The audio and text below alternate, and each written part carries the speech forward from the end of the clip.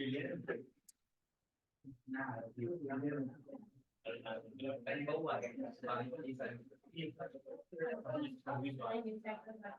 Personal management है, unit 2 में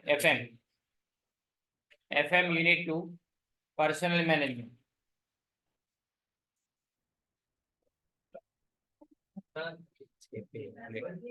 Discuss meaning and definitions of personal management. Organization is an entity of humans, for humans, and managed by humans. Personal management may be defined as a process of selection, location, utilization, development, and employment of employees in an organization. देखो 4 function बताए। पहले selection, सही employ को select करना। Location मतलब सही employ को placement देना सही जगह पे।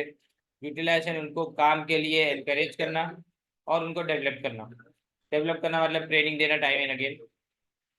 अब मीनिंग ऑफ पर्सनल मैनेजमेंट में पर्सनल का मतलब एम्प्लॉइज,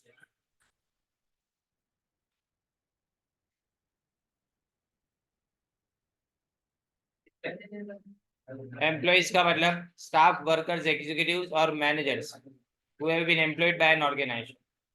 जिसको एम्प्लॉयमेंट दिया ऑर्गेनाइजेशन वो सब लोग आगे इसके अंदर। अब मैनेजमेंट का सिंपल मीनिंग क्या होता है? Getting things done through and with others. ये अंडरलाइन करें एमसीक्यू के लिए।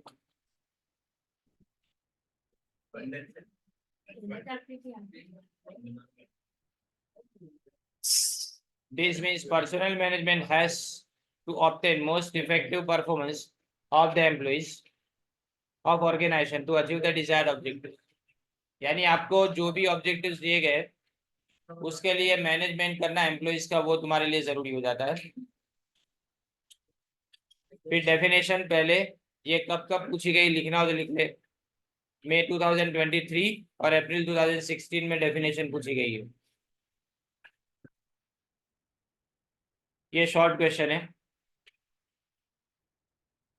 Definition by Edwin B फ्लिप्पो।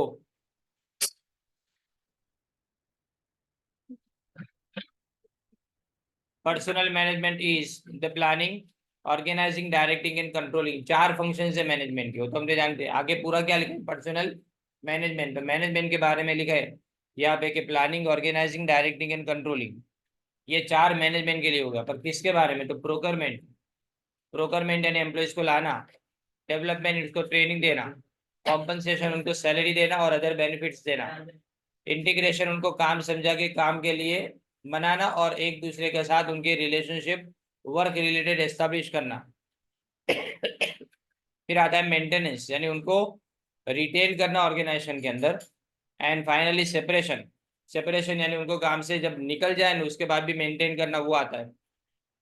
अब यहाँ पे 3 ऑब्जेक्टिव्स को अचीव करना है।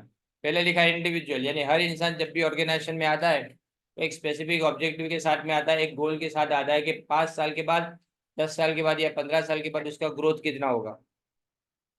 दूसरा ऑर्गेनाइजेशनल ऑब्जेक्टिव्स मतलब टारगेट जो भी प्रॉफिट है वो पूरा करना, और सोशल ऑब्जेक्टिव्स यानी सही चीज़ों को सोसाइटी तक पहुंचाना।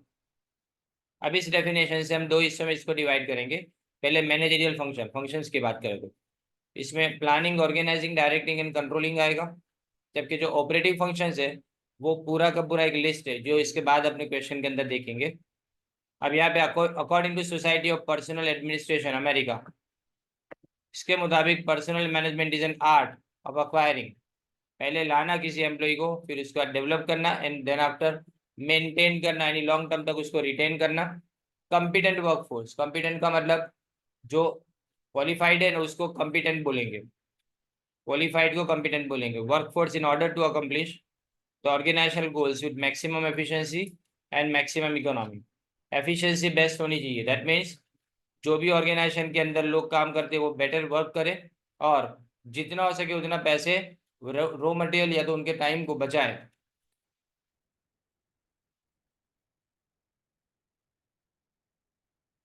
फिर उसके बाद डेल यॉर्डर की डेफिनेशन है मेरे पास है वो, लेकिन उसको इग्नोर करते हैं अभी। अब explain the importance and roles of personnel management, वो आपका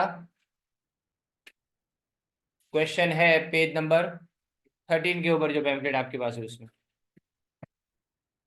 पहले लिखा है protector of employee interest.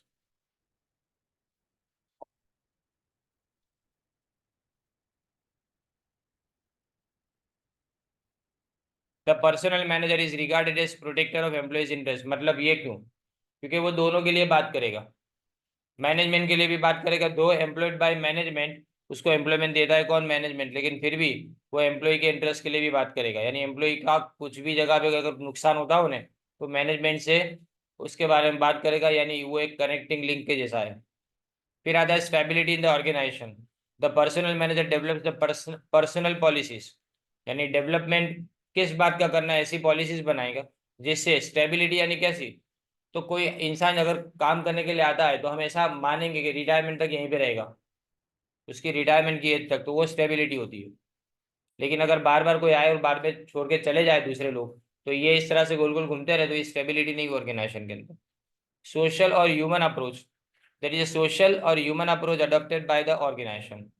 Under these approach, organization recognizes the labor as a human being. यहाँ पे क्या नाम दिया गया? उसको ह्यूमन बीइंग नाम दिया गया। यानी मतलब लेबर को ह्यूमन बीइंग समझना है, उसको फैक्टर ऑफ प्रोडक्शन की तरह से नहीं ट्रीट करना है, और उसको ऑर्गेनाइजेशन का सबसे इंपॉर्टेंट पार्ट मानना है। उसके पीछे का कारण ये कि वो अकेला है जो इमोशनल फैक्टर ऑफ प्रोडक्शन है, वो अकेला है जो सेंसिटिव फैक्टर ऑफ प्रोडक्शन है, वो अकेला है जो कोई भी पॉलिसी के कारण अफेक्टेड होता है। This approach suggests that the management should give proper treatment to the labor. There should be mutual cooperation between management and workers instead of superior fatherly type approach. ये fatherly type approach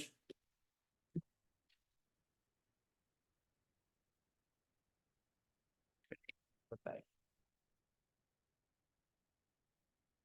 Then after staying competitive, competitive यानी आपको है ने उन employees को up to date रखना पड़ेगा, यानी ट्रेनिंग प्रोवाइड करती रहनी पड़ेगी उनको, और वो भी अपने जॉब्स के बारे में अप टू डेट रखना पड़ेगा। फर्दर ये आपको provision of on site library, वहीं पे लाइब्रेरी की फैसिलिटी हो, एजुकेशन देना, और वो भी सब्सिडाइज ट्यूशन कॉस्ट के ऊपर, यानी जिसमें एजुकेट तो करेंगे लेकिन जो भी पैसे उनको जाएंगे उनको देने पड़ेंगे वो कंपनी बेयर कर ले ऐसा। और motivating the employees to attend the seminars and classes. कौन से क्लासेस? तो मोटिवेशनल क्लासेस अटेंड करने के लिए। एज ए रिजल्ट कंपनी कोई भी चेंज को तुरंत अडॉप्ट या तो अडेप्ट करवा पाएगी चेंजेस के साथ में, और जिससे वो कंपटीशन में आगे रहेगी। फिर आता है इसके बाद में रिटेंशन ऑफ एम्प्लॉइज।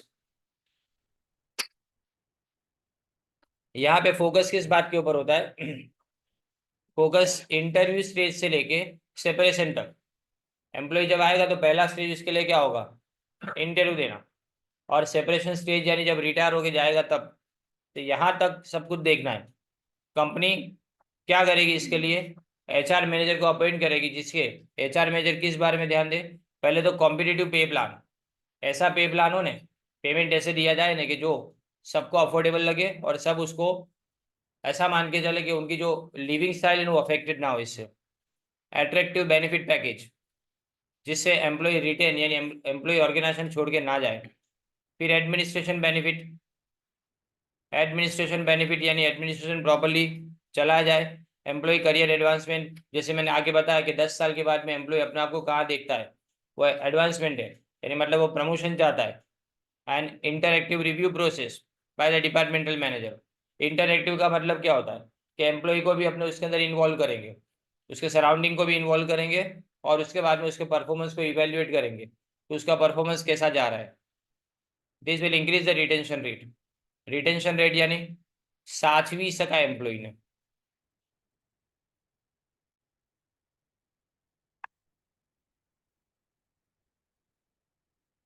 फिर आता है उसके बाद में team work. Effective personal management create strong bonds between the company and employees. For this, personal management creates the team work among the employees. Team work का मतलब एक तो सब लोग मिलके साथ में सीखना शुरू करें, अपनी एबिलिटी, सिर्फ अपनी एबिलिटी के ऊपर फोकस करें, और पर्सनल फ्रेमवर्क अच्छा बने। इसका मतलब जो भी हमारे पास जितने भी लोग हैं ना वो सब बराबर काम करें। एंड देन आफ्टर सबको अपने अपने रोल्स पता हो कि ऑर्गेनाइजेशन में एक टीम बना के काम करते हो, एक टीम में उसका रोल क्या है। And through team work structure of the organisation becomes solid. तो अगर टीम वर्क है तो ऑर्गेनाइजेशन बराबर बनेगा। And the final thing, to increase the managerial effectiveness, when personnel management develops an employee, यानी अगर कोई भी एम्प्लॉय को ट्रेनिंग या तो डेवलपमेंट से हम डेवलप करते हैं, मतलब उनको ट्रेन करते हैं, तो साथ में दूसरी बात, टीम वर्क के लिए ग्राउंड प्रोवाइड करेंगे, तो एम्प्लॉय अपने रोल और रिस्पॉन्सिबिलिटी को समझ पाएगा। इससे वो पर्सनली इंटरेस्ट लेगा अपने ऑर्गेनाइजेशन के अंदर और अपने काम के अंदर। अब अपना मेन क्वेश्चन आता है जो 101% एग्जामिनेशन के अंदर आएगा, and that is this one, functions of personnel management.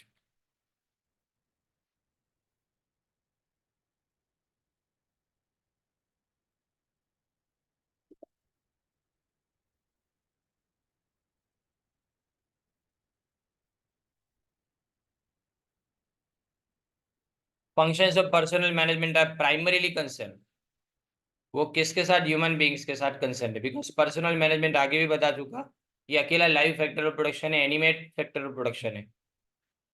अब ये मैनेजरियल फंक्शन अप्रैल 16 और 19 के अंदर पूछा गया है। मैनेजरियल फंक्शन 16 और 19, 15 मार्क्स का क्वेश्चन।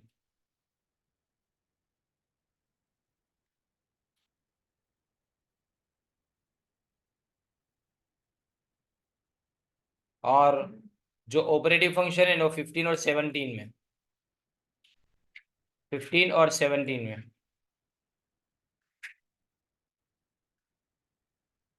अभी जो मैनेजरियल फंक्शन है वो ज्यादा स्किल या तो इंटेलिजेंस मांगता है, यानी मेंटल वर्क की जरूरत पड़ती है इसके लिए, और इसीलिए ये टॉप लेवल मैनेजमेंट या तो डिपार्टमेंटल हेड्स वो लेवल पे किए जाते हैं। अब इसमें सबसे पहले प्लानिंग आता है। प्लानिंग इंपॉर्टेंट फंक्शन है मैनेजमेंट के लिए। प्लानिंग का मतलब डिटर्मिनेशन इन एडवांस, पहले से डिसाइड कर लेना कि कोई भी फंक्शन जो किया जाएगा वो किस तरह से किया जाएगा। तो यहाँ पे पर्सनल मैनेजमेंट क्या प्लानिंग करेगा, तो पर्सनल मैनेजमेंट पहला प्लानिंग करेगा मैन पावर की रिक्वायरमेंट, कितने लोगों की जरूरत है। फिर sources of recruitment, sources of recruitment यानी लोग कहाँ से आएंगे, और रिक्रूटमेंट यानी किसी को सिलेक्ट करना, उसके पहले का प्रोसेस होता है, मतलब हजारों एप्लीकेशन मंगवाना, उसको रिक्रूटमेंट बोला जाता है। भर्ती के वायने recruitment. And qualification of personal, यानी स्टाफ की क्वालिफिकेशन क्या होगी ये देखा जाएगा। दस planning is the process of thinking before doing, सोच के काम करना, तो पहले सोचना ये प्लानिंग के अंदर आता है। अब ऑर्गेनाइजिंग में क्या आएगा, तो personnel manager must design and develop organisational structure to carry out the various operations. Organizing means integration of various activities and proper placement, ये इंपॉर्टेंट है। ऑर्गेनाइजिंग का मीनिंग होगा यहाँ पे, फर्स्ट लाइन जो है ना तुम्हारे में वो अंडरलाइन कर दो। Means deciding the structure of relationship among jobs, तो जॉब के बीच में क्या रिलेशनशिप है वो डिसाइड करना। तो पहले तो हम लिस्ट बनाएंगे अलग अलग जॉब्स का, और उसके बाद में प्लेसमेंट ऑफ एम्प्लॉइज, तो कौन इंसान कहाँ पे रखा जाएगा, कौन सी क्वालिफिकेशन वाला। अभी याद रखो, जब भी अपने ऑर्गेनाइजिंग की बात करें ना, तब रिक्रूटमेंट हुआ नहीं है। हम सोच रहे हैं कि रिक्रूटमेंट करेंगे तो जिसको रिक्रूट करेंगे वो इंसान कहाँ रहेगा ना, उसकी खाली प्लेस क्रिएट की जाती है। फिर रिस्पॉन्सिबिलिटी फिक्स करेंगे, लोगों को अथॉरिटी डेलीगेट करेंगे, फिर बैलेंस करेंगे अथॉरिटी और रिस्पॉन्सिबिलिटी के बीच में, और सुपीरियर और सबऑर्डिनेट के बीच की रिलेशनशिप को एस्टैब्लिश करना, मतलब कौन सुपीरियर किस सबऑर्डिनेट को ऑर्डर देगा और कितने सबऑर्डिनेट को एक इंसान संभालेगा, ये बात। अब डायरेक्टिंग यानी टू डायरेक्ट एक्टिविटीज को डायरेक्ट करना, इसमें लीडिंग गाइडिंग एंड मोटिवेटिंग तीन फंक्शंस।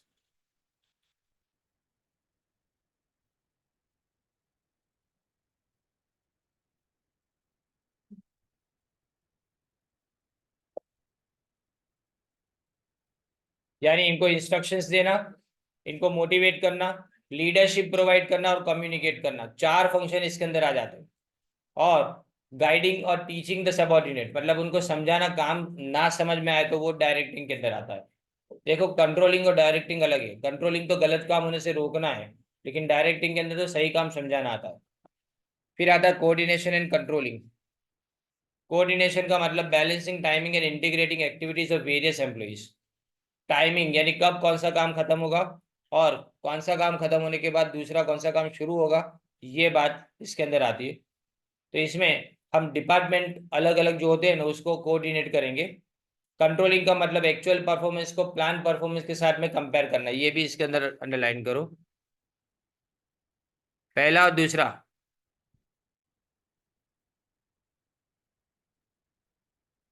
कंट्रोलिंग इसके अंदर चेकिंग के अंदर आता है, और कोऑर्डिनेटिंग की बात करें तो देखो ये टाइमिंग एंड इंटीग्रेटिंग लिखा है पहली लाइन में, राइट, इसको अंडरलाइन करें। ये सब एमसीक्यूज है आपके। अब कंट्रोलिंग में क्या आता है, to measure and to compare the actual performance with plan performance. उसके अंदर कोई भी वेरिएशन या तो डेविएशन लिखा है, देखो इसके अंदर डेविएशन होने उसका मतलब वेरिएशन यानी तफावत, डिफरेंस। अगर कोई भी डिफरेंस आता है उसको ढूंढे और कॉजेज फाइंड आउट करो, उस डेविएशन के कॉजेज यानी कारण क्या है वो, और नेसेसरी एक्शन लेंगे उस डेविएशन को रिमूव करने के लिए, और अगर जरूरत पड़े तो एडजस्टमेंट करेंगे प्लान के अंदर। फिर आता है ऑपरेटिव फंक्शन, जो बता चुका अप्रैल 15 और 17 के अंदर पूछा गया है।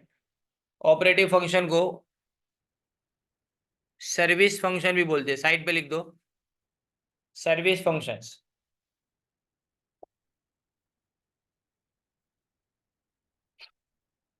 ये डे टू डे एक्टिविटीज के साथ कनेक्टेड है। इसमें सबसे पहला आता है प्रोक्योरमेंट, यानी right type of employee, right time और राइट नंबर के अंदर वो आने चाहिए, वो इसके लिए प्रोक्योरमेंट में आता है, फर्स्ट लाइन में लिखा होगा right type of employees in right number and right time. इसके लिए सबसे पहला जो फंक्शन है वो मैन पावर प्लानिंग है। मैन पावर प्लानिंग के अंदर दो चीजों को एस्टिमेट करना है, quantity and quality of employees. Quantity यानी कितने लोग आएंगे, क्वालिटी यानी कैसे लोग आएंगे। तो हाउ मेनी एम्प्लॉइज हमको चाहिए, उसके बाद में विच टाइप ऑफ एम्प्लॉइज यानी स्किल्ड चाहिए अनस्किल्ड चाहिए, और व्हेन दे आर रिक्वायर्ड यानी कब जरूरत है उसकी। फिर आता है उसके बाद में रिक्रूटमेंट। रिक्रूटमेंट यानी प्रोस्पेक्टिव एम्प्लॉय को, ये अंडरलाइन करें। It means to decide the source of manpower. ये जो है ना एमसीक्यू के अंदर आएगा, सोर्स ऑफ मैन पावर को डिसाइड करना, डिसाइड वर्ड इंपॉर्टेंट है, वो रिक्रूटमेंट में आता है। और इनको स्टिम्युलेट किया यानी उनको एनकरेज किया जाएगा कि वो लोग अप्लाई करें ऑर्गेनाइजेशन में जॉब के लिए। फिर आता है उसके बाद में सिलेक्शन। सिलेक्शन का मतलब judging the suitability of different candidates, यानी सिलेक्शन का मतलब पर्सन जो एवरी जॉब के लिए वो सेट किया जाए यानी उसको सिलेक्ट किया जाए। और उसके लिए सिलेक्शन प्रोसीजर के लिए आप क्या क्या अप्लाई करते हो, तो इसके लिए आप सबसे पहले इंटरव्यूज होते हैं, सिलेक्शन टेस्ट होती है, एप्टीट्यूड टेस्ट वगैरह जो किए जाते हैं वो सिलेक्शन में आते हैं। फिर प्लेसमेंट। प्लेसमेंट का मतलब सूटेबल जॉब, सूटेबल पर्सन को अलॉट करना ऑर्गेनाइजेशन को एक गोल को अचीव करने के लिए जो चाहिए वो। एंड फाइनली आता है इंडक्शन। देखो ये आपको किस तरह से पूछा जाएगा, ये आपको इन ऐसा पूछा जाएगा, induction is covered in which of the following operative function of organisation, sorry personnel management. इस तरह से आपको पूछा जाता है, ये चार ऑप्शंस होते हैं समझे, इसमें से एक सही बाकी तीन गलत। तो ऐसे ही ये सारे इसमें से सबसे 2 से 3 एमसीक्यू इसी के अंदर से आएंगे। ये क्वेश्चन चल रहा है ना पर्सनल मैनेजमेंट का, इसी के अंदर से। इंडक्शन यानी वेलकमिंग न्यू एम्प्लॉइज, उनको है ना ऑर्गेनाइजेशन के अंदर वेलकम करना आएगा, और उसके बाद में यहाँ पे क्या उनको वेलकम करना है, यानी वो फील एट होम प्रेजेंट, यानी फील करे, उनको ऐसा लगे कि हम ऑर्गेनाइजेशन के अंदर है और हमारी फैमिली के साथ में ऐसा लगे, और वो कॉन्फिडेंटली काम स्टार्ट कर पाए। फिर उसके बाद में आता है डेवलपमेंट ऑफ एम्प्लॉइज। चलो 3 से 4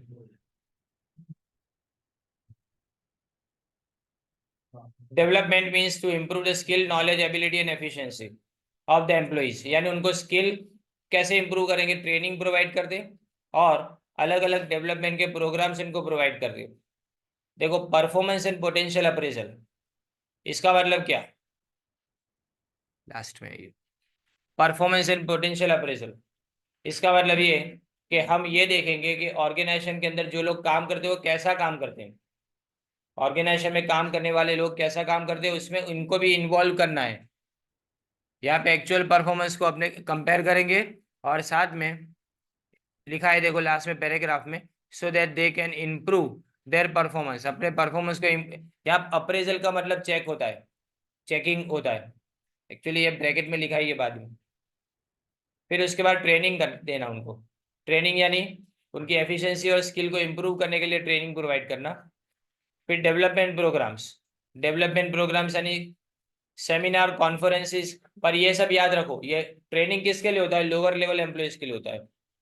और डेवलपमेंट किसके लिए होता है, डेवलपमेंट होता है हाई प्रोफाइल पर्सनल के लिए होता है, राइट। फिर आता है उसके बाद में compensation. Compensation is the process of providing adequate, equitable and fair remuneration. तीन चीजें बताइए, एडिक्वेट यानी पूर्णता प्रमाण में, एनो मतलब कि एम्प्लॉय अपना घर चला सके। दूसरा इक्विटेबल यानी सब सेम लेवल पे काम करने वाले को एक जैसा। और फेयर रेम्यूनरेशन मतलब जितना काम उतना एम्प्लॉय इतना रेम्यूनरेशन। पर्सनल मैनेजर को डिसाइड करना पड़ेगा remuneration on the basis of, किस बेस के ऊपर, एक तो नेचर ऑफ वर्क, कितना रिस्क इन्वॉल्व है और रिस्पॉन्सिबिलिटी क्या है। अब यहाँ पे कॉम्पनसेशन में क्या आएगा, job classification, job analysis and job distribution. Job classification यानी जॉब को डिवाइड करेंगे एज पर द फंक्शन। फिर जॉब एनालिसिस यानी वर्थ ऑफ द जॉब, उसको जॉब एनालिसिस बोलते हो। वर्थ ऑफ द जॉब यानी काम कितना जरूरी है, वो जॉब एनालिसिस से पता चलता है कि इसमें कैसे लोगों की जरूरत पड़ेगी। एंड उसके बाद आता है जॉब डिस्ट्रीब्यूशन, जॉब को, काम को अपने डिवाइड करेंगे लोगों के बीच में। फिर इससे wage plan, policy and structure decide किया जाता है। वेज प्लान यानी कितना, कितने वेजेस दिए जाएंगे कौन से लेवल पे। फिर पॉलिसी यानी वेजेस किस बेस के ऊपर दिए जाएंगे और उसका स्ट्रक्चर क्या होगा। देखो स्ट्रक्चर यानी कैसा होता है कि अगर मैं ऐसा बोलूँ ना 15,500 20,000, तो इसका मतलब जब आप ज्वाइन करोगे तब आपकी 15,000 सैलरी होगी। जब भी इंक्रीमेंट आएगा तो 500 का इंक्रीमेंट आएगा। लेकिन मैक्सिमम इंक्रीमेंट कब तक मिलेगा, 20,000 तक मिलेगा। 20,000 के बाद में इंक्रीमेंट मिलना बंद। लेकिन ये बार बार रिवाइज होता है, हर 2-3 साल के अंदर ये 15,500 20,000 रिवाइज होता है एज पर द, जैसे बाहर महंगाई होती है ना, डीएनएस अलाउंस जैसा, तो डीएनएस के बेस के ऊपर ये बढ़ता है, इन्फ्लेशन के रेट के ऊपर बढ़ता है बाद में। To decide the suitable wage payment system, wage payment की सिस्टम कौन सी, पीस रेट सिस्टम होगी या टाइम रेट सिस्टम होगी, यानी टाइम के बेस के ऊपर जितने दिन जाओ उतना दिन का पगार मिल जाए। और पीस वेज का मतलब जितना काम करो उसके बेस के ऊपर पगार मिले। इसके बाद में house rent allowance, travelling allowance, medical facilities, perquisite decide करना। परक्विजिट का मतलब एक्स्ट्रा फैसिलिटीज, एडिशनल फैसिलिटीज। याद रखो जो चीज आपको दी जाए कंपनी की तरफ से लेकिन उसके पैसे ना देने हो, वो परक्विजिट है। लेकिन आपकी सैलरी में अगर ऐड करके दिया जाए ना, वो अलाउंस है। अगर ऐसा बोले कि ट्रैवलिंग के लिए मैं तुमको 500 रुपये देता हूँ तो वो अलाउंस है। लेकिन ट्रैवलिंग के लिए बस आ जाए तुम्हारे घर पे तो वो परक्विजिट है। इसी तरह से अगर आपको ऐसा बोला जाए कि टिफिन का अलाउंस मिलेगा आपको 1,000 रुपये, तो वो अलाउंस हुआ। लेकिन आपको वहीं पे खाना दे दिया जाए तो वो परक्विजिट हो गया। दवा खाने में अगर जाते हैं ना कोई, तो उसके बाद में आपको बोल दिया जाए कि 1,500 रुपये का हर महीने आपको मेडिकल अलाउंस मिलेगा, तो अलाउंस है फिक्स हो तो। लेकिन अगर आप हॉस्पिटल में जाते हो ना, तो वहाँ का बिल कंपनी भर दे तो वो परक्विजिट हो गया। तो परक्विजिट आपको पैसे नहीं मिलते, फैसिलिटी मिलती है। अलाउंस के अंदर आपको सैलरी में ऐड करके पैसे दिए जाते हैं।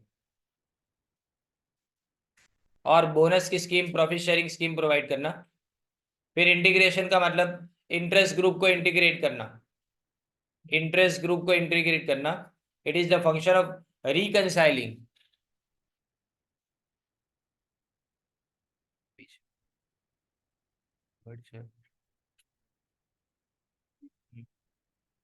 रिकनसाइलिंग का मतलब मैचिंग, इंटरेस्ट को मैच करना, यानी अलग अलग एम्प्लॉइज, देखो एम्प्लॉइज जो है ना, वो काम करने के लिए आते हैं ना, वो ये समझ के आते हैं कि ज्यादा सैलरी मिलेगी, अच्छी फैसिलिटी मिलेगी। ये पहला गोल हुआ। दूसरे टारगेट में एम्प्लॉयर्स क्या चाहते हैं कि ये लोग ज्यादा काम करें और कम पगार लें। तो ये दोनों तो कॉन्ट्राडिक्ट हो गया ना, यानी अपोजिट हो गया एक दूसरे के। तो ये दोनों अपोजिट है, इसलिए कन्फ्लिक्ट यानी झगड़े होने के चांसेस बढ़ जाते हैं। इसीलिए इनको इंटीग्रेट करना है, दोनों को इंटरेस्ट को, दोनों के इंटरेस्ट को इंटीग्रेट करना है। इसके लिए क्या क्या होना चाहिए देखो, पहले तो उसके नीड्स एंड ग्रीवेंसेस, ग्रीवेंसेस का मतलब ग्रीवेंस रिमूवल होगा। उसका मतलब होता है प्रॉब्लम, जो भी परेशानी हो ना एम्प्लॉइज को, वो ध्यान में रखना। Satisfied needs, and remove their grievances, take disciplinary action, यानी अगर किसी को पनिशमेंट देनी पड़े तो पनिशमेंट देना। And labour management relation, collective bargaining एक वर्ड होगा इसके अंदर। कलेक्टिव बार्गेनिंग का मतलब एक इंसान आए ना तो अकेले के लिए बात नहीं करेगा, वो सबके लिए बात करेगा, तो कलेक्टिव बार्गेनिंग हुआ। फिर आता है maintenance. Maintenance means to maintain the willingness and ability of employees to work and thereby to maintain effective workforce in the organisation. इसमें क्या आता है देखो, सेफ और बेटर वर्किंग प्लेस प्रोवाइड करना, बेटर वर्किंग कंडीशन प्रोवाइड करना। याद रखो इसके लिए आप हेल्थ मेजर्स और सेफ्टी मेजर्स प्रोवाइड करोगे।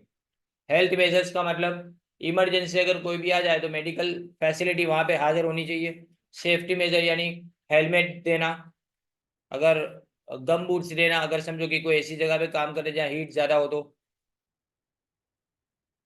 This include ventilation, proper lighting, noise regulation, temperature regulation. इसमें फिजिकल फैसिलिटीज भी आ गई सब तरह की, जिसमें कैंटीन है, डिस्पेंसरी है, जिम खाना, लाइब्रेरी, हॉस्पिटल, हाउसिंग, ट्रांसपोर्ट, ये सारी फैसिलिटी एक्स्ट्रा प्रोवाइड करना। इससे वो लोग मेंटेन होंगे, यानी मतलब वो काम छोड़ के चले नहीं जाएंगे दूसरी जगह पे। To maintain willingness to work among the employees, management must undertake effective communication and counselling. Counselling का मतलब समझाना किसी को, उसको काउंसलिंग बोला जाता है। समझाना कब जरूरी हो जाता है, जब उसको कोई काम के अंदर परेशानी होती है और बार बार वो उसके सामने आती रहती है तो वो इरिटेट होता है, या काउंसलिंग की जरूरत पड़ती है। देन आता है फाइनल सेपरेशन। सेपरेशन यानी ड्यू टू रिटायरमेंट, रेजिग्नेशन या तो डेथ, या कोई भी दूसरे रीजन से अगर समझो कोई एम्प्लॉई काम छोड़ के चला जाता है, वो सेपरेशन के अंदर आता है।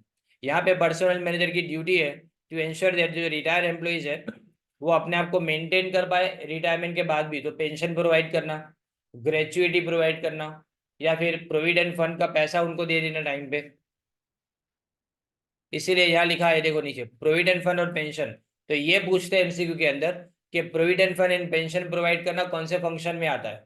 सो ईयर सेपरेशन में आता है। याद रखो जहाँ ट्रिकी होगा ना वही पूछा जाएगा, सीधा समझ में ऐसा कभी क्वेश्चन नहीं होता, राइट। पर याद रखो ये भी बात कि एफएम के अंदर 25 में से 25 एमसीक्यू राइट होने के चांसेस सबसे ज्यादा है। बाकी सारे के सारे जितने भी सब्जेक्ट है ना उसमें से दो सब्जेक्ट बता देता हूँ, डीसीएसई और ये वाला सब्जेक्ट। ये दो सब्जेक्ट के अंदर एफएम और डीसीएसई के अंदर 25 में से 25 एमसीक्यू राइट हो सकते हैं तुम्हारा, बराबर नहीं। खाली याद रखो कि जो पैम्फलेट है ना वही पढ़ना है। एमसीक्यू का पैम्फलेट आएगा पर वो पैम्फलेट के ऊपर डिपेंडेंस नहीं, इसी पैम्फलेट पे डिपेंडेंस रखने का आपको, राइट। इसमें से जितना ज्यादा पढ़ोगे उतना ज्यादा तुम्हारे लिए अच्छा है। अब ये फर्स्ट तुम्हारा कंप्लीट करते हैं। अब इसके बाद अपने स्टार्ट कर रहे हैं डिपार्टमेंटल अकाउंटिंग को।